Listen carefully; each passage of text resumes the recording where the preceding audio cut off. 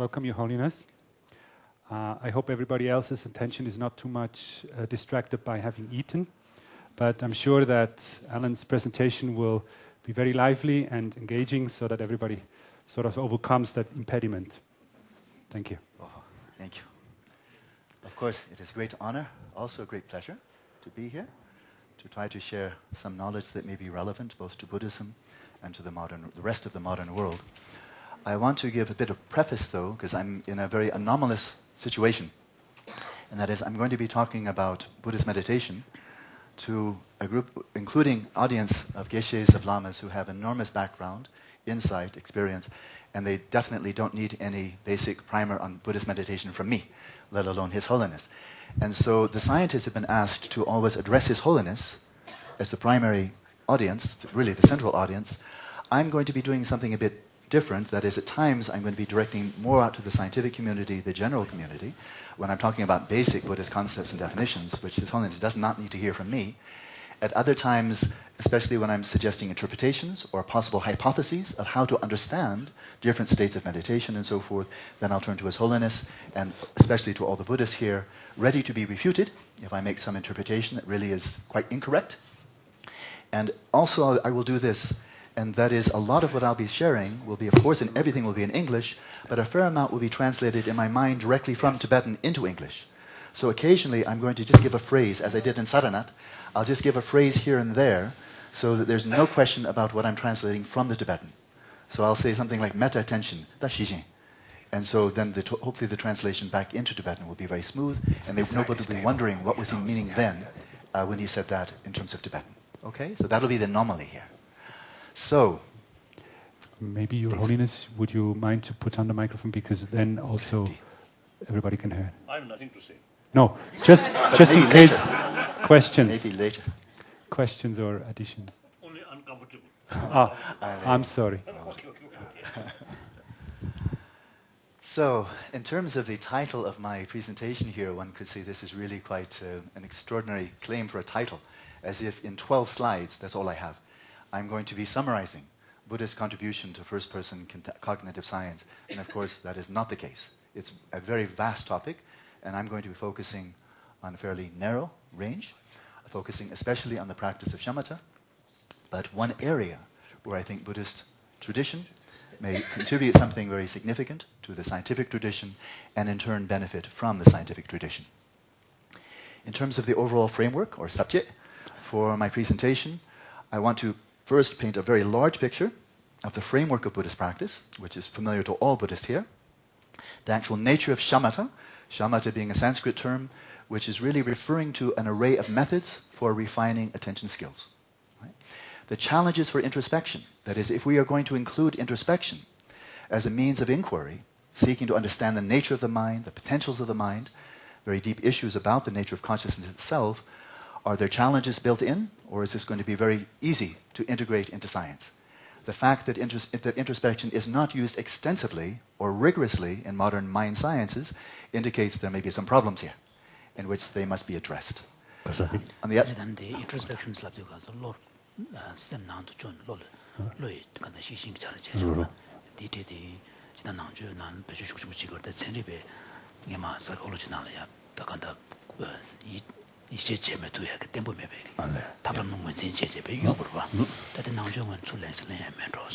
and then the indispensability of introspection, the metamirunga.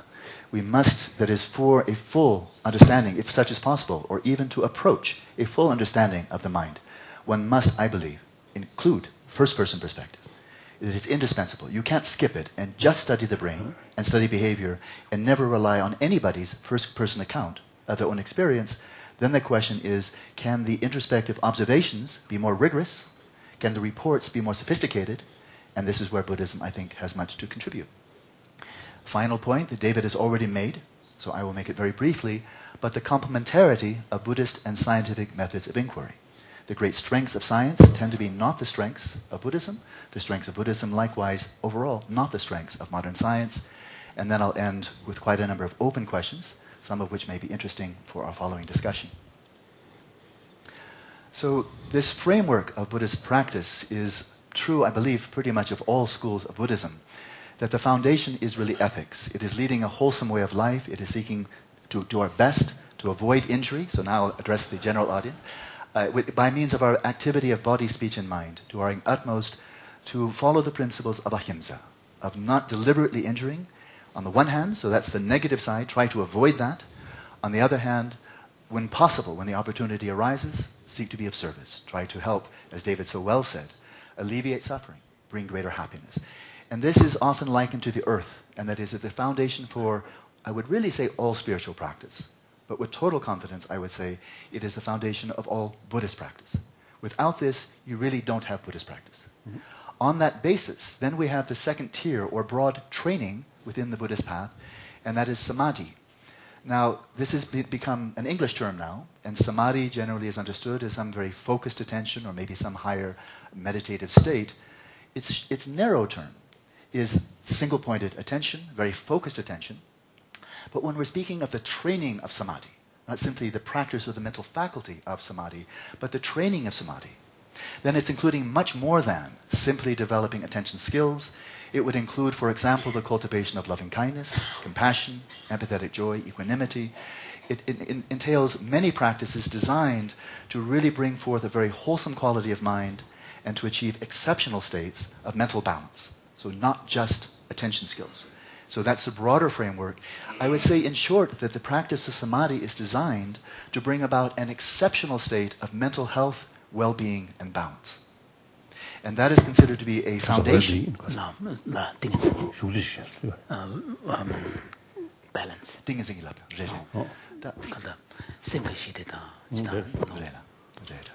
And so, since the principal instrument of inquiry in the Buddhist tradition is not externalized, it's not a telescope, it's not an fMRI, your principal instrument of inquiry is your own mind. If your mind is dysfunctional, or dysfunctional because it's just flip-flopping between dullness and excitation, and then you try to engage in some rigorous inquiry with a mind that is getting dull and distracted, then the inquiry is not going to be very rigorous. And so in Buddhist inquiry, the primary instrument to be refined, as kind of one could say contemplative technology, is your own mind. And that really is the task or the purpose of training in samadhi. The culmination of the Buddhist path is the realization or the experience of wisdom, insight, and unlike many religious traditions, in Buddhism, the root of suffering, the fundamental root of suffering, why do we suffer, is identified as ignorance and delusion, and not that we've been disobedient to God, that we don't have enough faith, that we've not submitted sufficiently, and so forth. So it's not theistically based of trying to please somebody else, but in fact we suffer because we're ignorant, and therefore if you want to be free of suffering, you must supplant or replace ignorance with knowledge, insight. And it's not just coming up with the right answers, believing, having all the right beliefs. Because you can have all the right beliefs and still suffer enormously. So belief is not the same as knowledge. So this is the largest gestalt or overall form of Buddhist practice, and everything I'll have to say will fit into this. But there, you can see the arrows. Wisdom is not the foundation for ethics. It is ethics, samadhi, and wisdom. Having said that, though, it's not a one-way influence. And that is, as you develop your abilities in samadhi, this enhances, supports ethics. As you develop greater wisdom, this supports and enhances samadhi, and so there's a synergy, among the three. But overall, this is the hierarchy. No. So now going to a very specific practice, I teach this a lot, I emphasize this a lot, but it must be stated that within the large framework of Buddhist meditative practices, which literally does include hundreds of different meditative practices, shamatha, I would say, is not the most important. It's one of many. But if one is missing the qualities of attention that you cultivate through shamatha, then none of the other practices will go very well. That is, if your mind is still very prone to laxity, jingwa, or excitation, gopa, none of the other practices, even the highest practices, dzogchen or vajrayana, the practice will be very high, the practitioner is quite low, in which case you don't get the fruit. And so there are two faculties or mental processes, and Rupert will have a lot to say about these later on, or at least as much as he wants to say, within the list of 48, 51, 52. But two mental faculties are utterly indispensable, for the practice of shamatha, and one of these is mindfulness. Now, here is a definition of mindfulness that is textually based, very long history, I think non-controversial, but it's not the same as the definition of mindfulness that one finds today in modern psychology. It's not to refute one, it's to say this is a broader umbrella, a larger term than the very specific definition that is used in John Kabat-Zinn's marvelous work in mindfulness-based stress reduction, and overall very, very commonly now in more and more studies. So here's one definition that is really quite common in broad strokes to the Theravada, to the Mahayana. This is not controversial and it's not sectarian. So mindfulness is a faculty of sustaining voluntary attention continuously upon a familiar object without forgetfulness or distraction. Now the term in Pali, Sanskrit, and Tibetan, sati, smriti, tamba, has a large connotation or meaning of recollection. So mindfulness can be understood in three ways. And that is, I recollect what I had for breakfast this morning. We can call this retrospective mindfulness, looking back. I'm practicing mindfulness of breathing. I'm not remembering breaths I had yesterday. It's an ongoing flow of recollection, trying to overcome the dispersion, toa, of the mind. And so it's present-centered mindfulness, but it's very specifically focused on the sensations of the breath. So we have retrospective, we have present-centered, which is very central to shamatha, and then we also have prospective memory, maombalatupa. So for example, as you're in dream yoga, as you're falling asleep, you may create a very strong resolve, or pemba. Tonight when I'm dreaming, I will recognize that I'm dreaming. I will recognize the dream state as the dream state. You're sending your mindfulness into the future to remember to do something in the future when you're dreaming. So there's retrospective, present-centered, and prospective. The moment-to-moment awareness in the present moment is definitely a form of mindfulness, but it's one of those three. And it may be very focused on the sensations of the breath. It may be very open, as in open presence. There is mindfulness there, but it's not selective. So mindfulness is not at all in contradiction to or incompatible with samadhi. In fact, I believe it's impossible to develop samadhi without developing mindfulness. So there's one mental factor. There's, in this context, I'm calling this meta-attention. How would you explain the perspective? Yeah, because we've dreamed before. We've dreamed before. We know what it's like to dream, and so...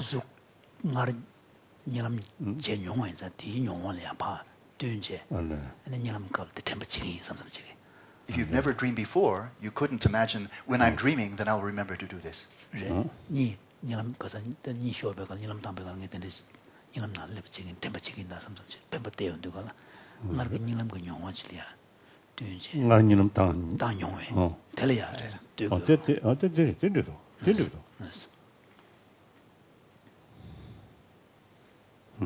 Notice?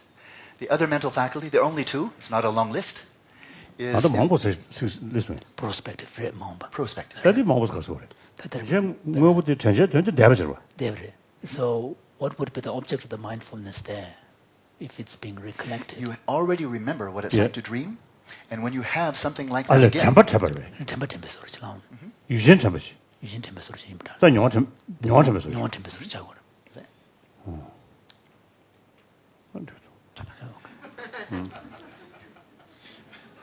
so the other one is simply introspection. Yeah, it's only saying that... I myself not very sure. Yeah. So I'm going to make another number of hypotheses. I'm not simply reading from the text and telling you what everybody agrees on.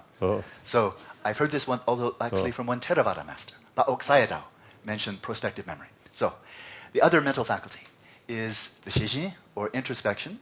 But now in the context of shamatha, you're really monitoring the meditative process of practicing shamatha. So I'm calling it meta-attention, because it's a monitoring of the attention process, and it's very specific. So here's the definition. In this context, there's much broader meta-introspection, but now within shamatha, what you're specifically focusing on is, here is the faculty of monitoring the quality of attention, swiftly recognizing whether it has succumbed or fallen to either excitation or laxity. That's really the primary function of introspection. It's to be used and to be refined.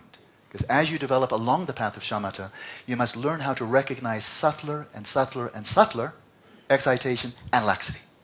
So that means you not only utilize it, but you must refine it to a very sharp edge. So what are the results of this? Of applying and cultivating mindfulness and introspection or meta-attention. In the classic texts, they really speak of two qualities of attention that are specifically or explicitly cultivated. The stability and vividness, necha and secha.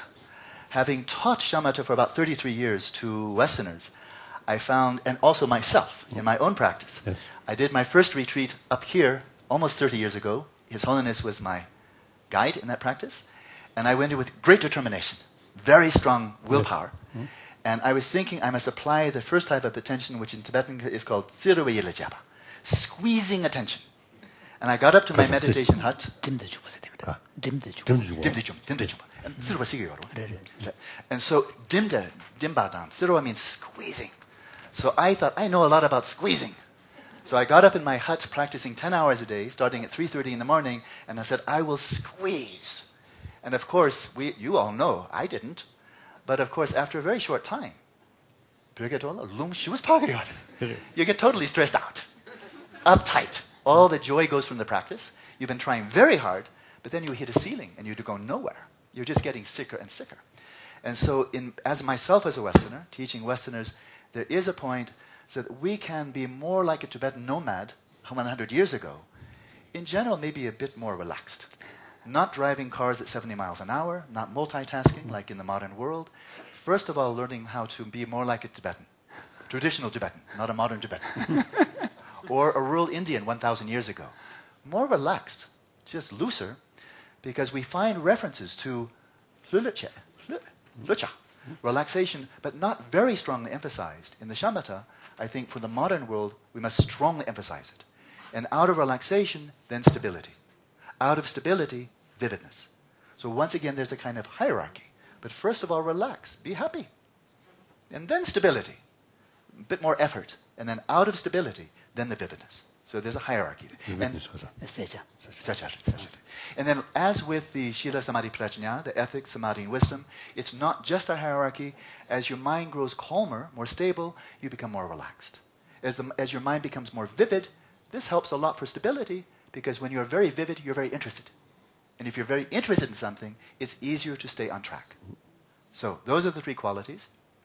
This I would call the technology, contemplative technology of Buddhism, because you're taking your attention and refining it so that you can use it for the acquisition of wisdom, but also cultivating qualities, virtues that we all value.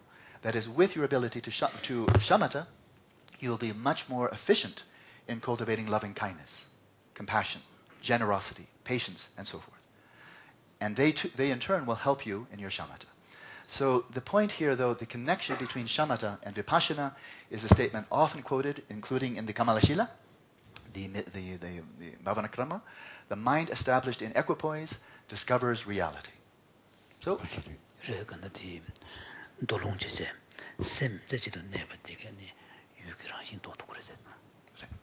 and so there's the connection between this kind of contemplative technology and what I think the scientists were quite content to say, contemplative inquiry or contemplative investigation. That I agree on too. So there are dozens of different shamatha methods, and both in the Theravada tradition and in the Mahayana tradition, different types of practices are prescribed, almost like a doctor prescribing a medication for people with different temperaments. I have selected out of the dozens of different methods of shamatha, I've selected 3 that we used in the shamatha project, and this Cliff Sarin will tell us a lot more about very soon, but this was comprised of 2 3-month retreats with actually a total number of 70 people. In the retreat, 60 people were subjects in the scientific study, and having experimented with these 3 methods, all of them very traditional. So I am not, frankly, interested in devising entirely new methods of Buddhism. I think it's fine to do that. I'm not interested.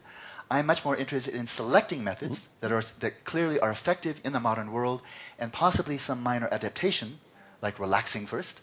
And so I've selected these 3. The first one primarily from the Theravada tradition, the actual method, but it's practiced in all major schools. The second one we're calling observing the mind, and so in this one, and I'll get to this later, but it's observing the events of the mind, thoughts, mental imagery, and so forth. And finally, perhaps most...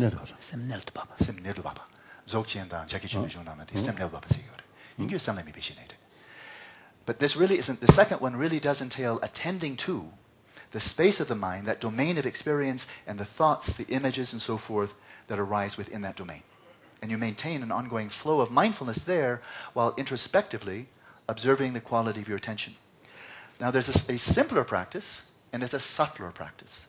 And that is just awareness of awareness. In Tsongkhapa's terms, you're simply attending to the sel-tsam, rik-tsam, the sheer luminosity, the sheer cognizance of awareness. You're not even looking at thoughts, images. You're simply resting. It said, rikpa rangsar nepa. You're letting your awareness rest in its own place and simply being aware of being aware. So it's withdrawn from even the contents of the mind. And this too is a shamatha practice. And in fact, it was taught clearly by the Buddha Shakyamuni in the Pali Canon, Vijnana Kasina. And he spoke of this as a very, very deep practice of shamatha. So I have taught these a lot. I find that one or more of these tend to be very accessible and very beneficial to a lot of people. So I selected these three, but all of these are additional. These are nothing new from me. So in terms of now just a very brief account, mindfulness of breathing. And I want to now explicitly tie this in with David's account from the cognitive psychology of long-term memory. And so when you are practicing mindfulness of breathing, you have to remember what the instructions are, which means you must have heard them at one point. And so when you're first sitting down, in the Tibetan they say the first state is achieved by the power of hearing, which is instruction. Where are you supposed to focus your attention? What posture do you have? So this is long-term memory. Maybe you received the instruction 1 week ago. So you must be remembering that. That's long-term memory while you're practicing. And so it's a retrospective mindfulness. If you don't have the retrospective mindfulness, you'll sit there and not know what you're supposed to do because you completely forgot the instruction, right? And so that's one aspect. But there's also present-centered mindfulness of the breathing. And so for in the Theravada tradition, the sensations here at the apertures of the nostrils, you're not looking backwards, you're not looking forwards. The sensations arising from moment to moment, but very focused. So it's not open to whatever sensations come up, but it is maintaining the continuity, the non-forgetfulness of your attention focused right here. And that's where stability comes in. Stability, we can say, is temporal continuity. Over time, gyun shapa. And so there is present-centered mindfulness. And so these are the two aspects of mindfulness here, recalling the instructions and in the present moment, focusing on the sensations of the breath. And then there is the introspection, the metacognitive awareness of the ongoing flow of attention. And this, I've already said it, so I'll now be very brief. You're specifically attending to the possible occurrence of laxity or excitation. And then if you recognize it, then you must apply will, intention. Then you must have intention and remember what are the antidote, apply the antidote. And so it's rather like a sailor trimming the sails as the winds shift so that you are sailing well. This remains constant. That is, the practice, even though the objects of mindfulness will shift from one method to another, introspection always has the same job in the practice of shamatha. It's not different. But you must, of course, remember how this is to be done. Now we have this second practice, which is, frankly, it's more subtle. This observing the mind. And so, and this is really attending to a particular domain of experience. So you're not attending to visual, auditory, any of the 5 physical senses. But you are attending to an immediate content of experience, the thoughts, images, and so forth that arise in that mental domain of experience. That is your object of mindfulness. And so your mindfulness is present-centered. That is, after you remembered, what the instructions are, it is present-centered. And it's real-time mindfulness, and I'll explain this, real-time mindfulness of the space of the mind, the domain, and I put this in quotation marks, objective contents, such as discursive thoughts, mental images, and dream events. Now something that David did not allude to, and I think he was well representing his own discipline, but a term I never heard, was mental perception. When he spoke of perception, he spoke of 5 sensory perception, and then the perception of our balance, movement, and so forth. But there was no reference to mental perception. And that is our ability to directly perceive events that you do not detect by means of your 5 physical senses. Now, I would argue, now here's my hypothesis, because I think there's some controversy here. I don't speak with authority. But for example, in a dream, especially a lucid dream,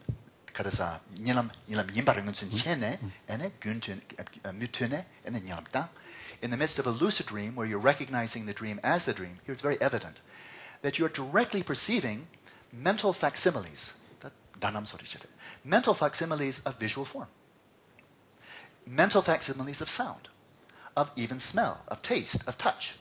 And they're appearing to you objectively in the dream. They're appearing to you as objects in the dream. You're not simply remembering them, you're directly perceiving right now what is manifesting, and I will call that mental perception. And so I would suggest Yikingwonsu. So this is controversial, but I will put this out. Maybe it's completely wrong. But my sense is, clearly, you don't infer the immediate concept of the dream. You're not simply remembering past images. These are fresh, unprecedented dreams. Although, of course, if you are born blind, you will not dream in color. So you'll not dream with visual form. It's not only mental perception, but I would say your direct access to the forms and so forth in the dream. It's not just inference, it's not just memory. I would propose that there is certainly conceptualization. But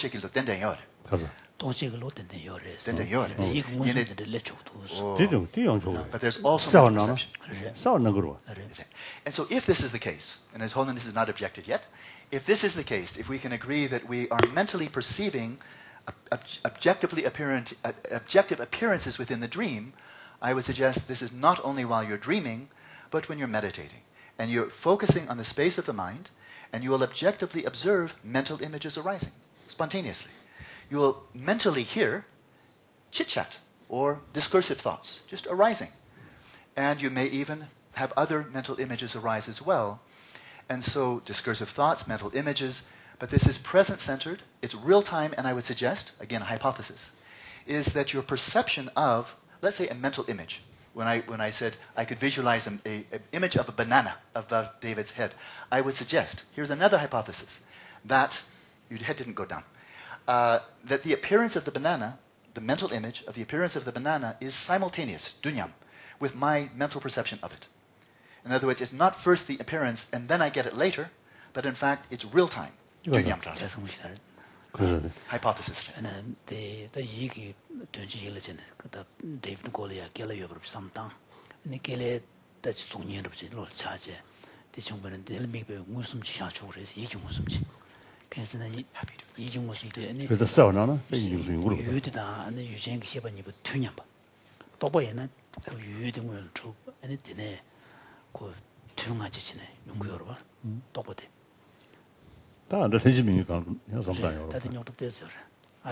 It's complicated. So this will be unpacked. Again, I'm not speaking with authority. So the burden's off me. There is another type of mindfulness here. That is, I'm free to make mistakes and I'll be corrected. That's what I'm saying by that. But there's another type of mindfulness that takes place here that I find is very interesting, and that is you're attending to the space of the mind, and you may observe, experience, recognize emotions arising. You may observe.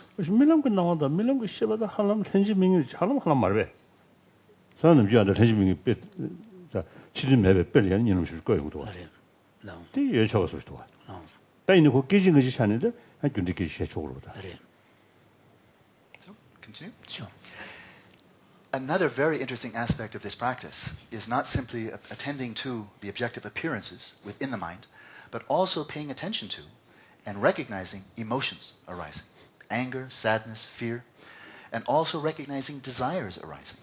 My hypothesis here is that when we're observing an emotion or a desire, this is actually retrospective, but in terms of working memory, so very short-term memory, and such that the emotion that you're recognizing is a gechiknyama, is one that arose just a couple of moments before. Could be milliseconds before, 20, 50 milliseconds.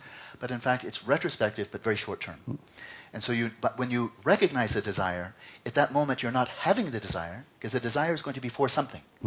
So the desire will be focused on what you desire, but when you're observing the desire, that's the object of mindfulness and not the object of desire. Okay. So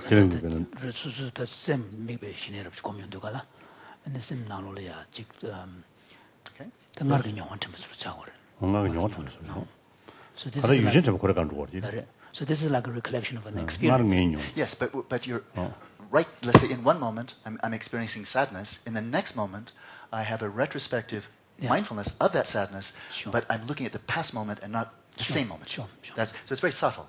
And we really are going into Buddhist mind moment notice here. 그래, Or 또 그잖아요. that orientation. 뒤따다대가 말해서 기증하지 그래. 개발을 그래서 시험에 영어도 요거 실제로. So it's one The saying that movement of, as long as they said, the movement of cognition, the movement of consciousness is very fast. So many things can take place within 1 second. Right? Metacognition is the same, so I won't comment. This very interesting practice of awareness is also called semamebe shine. So without a sign, or demebe shine, mipa mebe shine. So without a support, without a basis, but you're not attending to anything other than 시를 awareness. 먹으면서 자군가. 시를 먹으면서 근데 저분들 그냥 주의하는 거. no. So the awareness of awareness is not taking anything else, any appearance to the mind as an object, not even thoughts or emotions. It's simply, as I said earlier, it is resting simply, the interest is simply in the experience of being aware. Awareness of awareness. I would suggest, again, in terms of very precise analysis, a single moment of awareness is not taking itself as its object, but the later moment takes a preceding moment of awareness as its object, so it's very short-term working memory. So working memory, and then we have metacognition. It's the same. So those are the 3 methods we focused on in the Shamatha project, and many people find, pretty much everybody I taught found that they get a lot of benefit from at least one method or another. Many people, interestingly, would start with mindfulness of breathing or observing the mind, and they naturally wanted to move, after some months, to awareness of awareness. Out of the Shamatha project, we have now 6 people who are continuing to practice about 10 hours a day. All of them now have gone to awareness of awareness. Not because I pushed them, they naturally felt inclined. So David had bad news. I put bad news as objections to introspection. Not that it's a bad idea altogether, but is it possible, is it viable to introduce this first person observing one's own mental states and so processes and so forth, to incorporate this into the scientific framework? Or is it just not possible because science is objective and this is very subjective? So I'll give a short list here. I think David's was longer, and I will not try to answer them all here, but raise them. And I will suggest that Buddhism has addressed these problems, these difficulties, and has, to my mind, have given very substantial responses to them. And so the first one, and all of these I've heard from people. I didn't make any of these up. And that is that introspective observations, what we actually observe with mental perception, is unstable and impossible to verify. So if I'm sitting practicing shamatha, so the first objection, and none of these are trivial or silly. I think all of these are very serious and important qualms, concerns. So the first of these is unstable. Well, I would say if you've stabilized your attention, that might help. Impossible to verify is if I should be practicing shamatha, and then I tell my teacher, let's say Jimbala, I can now maintain my attention with unwavering mindfulness for 1/2 hour, and I never lose the object in 1/2 hour. How does he know? Maybe because I have a very nice, happy face, or he thinks I'm a very honest person, but clearly, just by looking at me, he's not just going to take my word for it. No scientist would do that. And so is this an insurmountable problem? Well, I think traditionally, that is for the last 2,500 years of Buddhism, such meditation will be done, in many cases, in close dialogue with a meditation master who has ways of evaluating not just the person's speech, but the teacher will ask questions, very insightful questions, to draw out. The teacher will observe the student's behavior, and students may also talk among themselves. As we had in the Shamatha project, there was a lot of cross-referencing, and after 3 months in a retreat, the meditators were using terms that I think they, to a large extent, understood among themselves, whereas people who were not in that retreat or had never meditated, they did not know what they're talking about. They would just be empty words, stable, vivid, but would not have the referent. So it's an interesting one, but the impossibility to verify, I think we are now in an unprecedented situation. And that is, on the one hand, we can rely upon the time-tested methods of Buddhism, student-teacher relationship, and so forth. But now also we have various types of behavioral methods to determine whether a person is maintaining stability. Behavioral methods using computer screens and various types of measurements to check vividness. And over time, there may be, it's speculation, but it's not impossible, we may find neurocorrelates of attentional stability, attentional vividness. And so by the time you bring in brain science and behavioral science and very rigorous first-person observation, you might have a contemplative science that is truly scientific because two aspects are already science, and the third one becomes scientific because it's becoming more and more rigorous. So maybe I'm speaking too much about that, but that's one. Now, here's, I think, almost a silly one, but I think this was posed by a person who's never meditated. But I've heard this.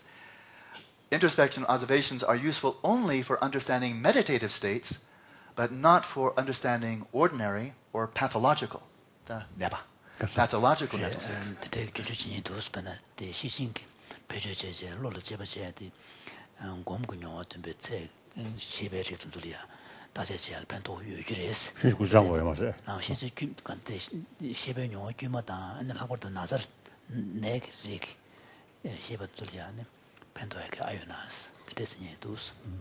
Anybody who spent, but he's always saying that in a way we are using kind of introspective awareness all the time. we are, we must. And so this is, again, shows why it's quite, this actually is maybe the silliest, but I have heard it from a non-silly person. And that is when you, but anybody who's meditated, even for a day, knows that you don't simply slip into a meditative state and remain there all day with a happy smile. And that is if you're meditating, you're practicing vipassana, you're practicing shamatha, you're practicing any type of meditation. This will arouse a wide array of emotions, of desires, of sadness, all kinds of things. So you're not just going into a meditative state and getting insight only into that. Especially the practice of observing the mind is famous for bringing forth to consciousness many old memories, desires, emotions, including fear, anger, craving, sadness, excitation, boredom. And so you get a very broad array. And you are, it's not just with Sheshin, because this is nanglimipe tempa. Nanglimipe, just nanglimipe yikingunsum. It's not just introspection in a narrow sense, but really observing rigorously one's own mental states and processes. And so you definitely, this one, to my mind, it's definite.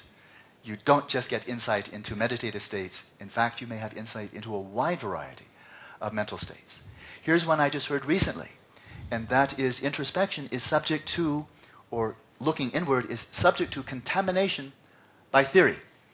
I think this is again somewhat naive, as if scientific observations have no contamination by theory.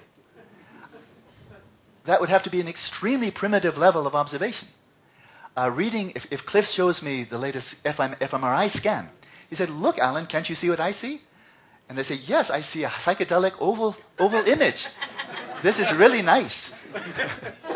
And so he have to learn how to.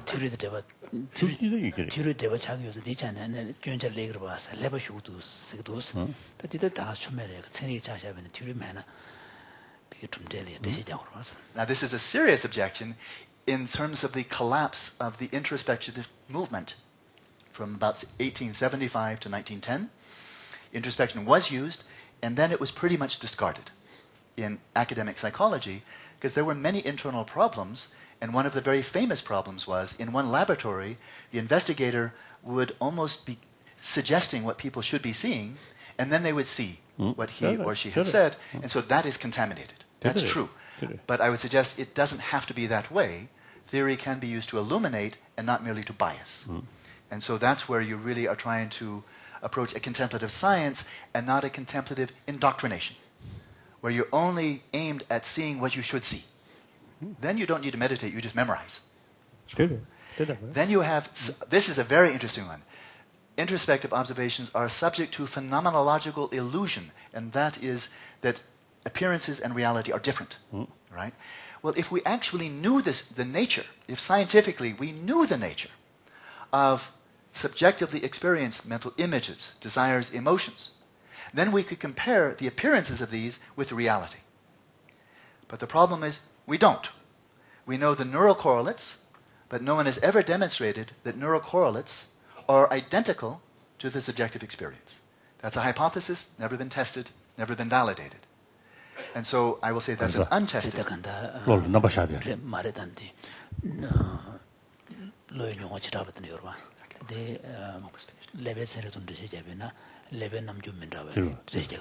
이는 레바남 좀 면장한 되게 시반디 중요로서 그 대단 지구장에서 가시에 라바담마도 대줍제잖아 매봐. 네.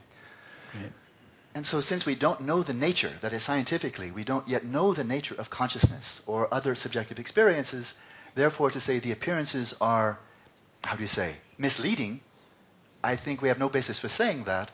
And one could similarly say to Galileo that what you're observing through the telescope, in fact, is not what's simply out there, because what you're seeing are images created in part by your brain. But if he had stopped there and say, oh, well, I will stop observing these images created by my brain, we'd have no astronomy. And so we deal with the appearances, we take them seriously, because to not look at them at all is then a dead end. Quickly now, this is a very interesting one from Freud. That is, our observations are subject to concealment, misrepresentation, by unconscious mental processes. For example, I don't want to think of myself as an angry person. I want to think of myself a very nice person. Anger comes up. I say, that's not anger, that's compassion. So I repress it or I interpret it accordance to my self-notion. That is certainly a possibility. And then finally, this is most interesting one. They're all most interesting to me, you can tell. That introspective observations are subject to distortion due to observer participancy, and that is observing the mental event influences it. This is absolutely central to all observations made in quantum mechanics. It is not quantum mechanics. Quantum physics. Observer participancy is at the core of all observations made in quantum mechanics. Quantum mechanics is regarded by many as the most successful of all physical theories in history. Therefore, it did not disqualify quantum mechanics. It should not disqualify introspection. Introspection, I will wrap up quickly. Introspection, I would say, is indispensable, whether you're a cognitive neuroscientist, a behavioral psychologist, because we cannot fully explain what it means to be conscious or to experience mental state solely or exclusively by use of physics and biology. We must bring in the first person. And I think I will leave it at that. I mean, there's that it must involve observation. This has been the great strength of science since the time of Galileo. If you want to understand something, any natural phenomenon, you observe it as carefully as you can. If you want to understand states of consciousness, mental processes, in accordance with the whole scientific tradition, observe them as carefully as you can. And don't say, oh, observation is no good here, we'll just study brain correlates, or we'll just study behavior because we're more comfortable, because they're objective and physical. So I'll skip Einstein. He said, you won't get it just by logic. And this is what distinguished Galileo from the philosophers of the medieval period, wanted to get everything with logic, and he got out his telescope, and that actually started modern science as we know it. Buddhist and scientific complementarity, I think, is obvious. I'm not going to elaborate. David already very well addressed it. And we come to open questions. So I'm not going to try to answer these. That's why they're called open. The relevance of ethics.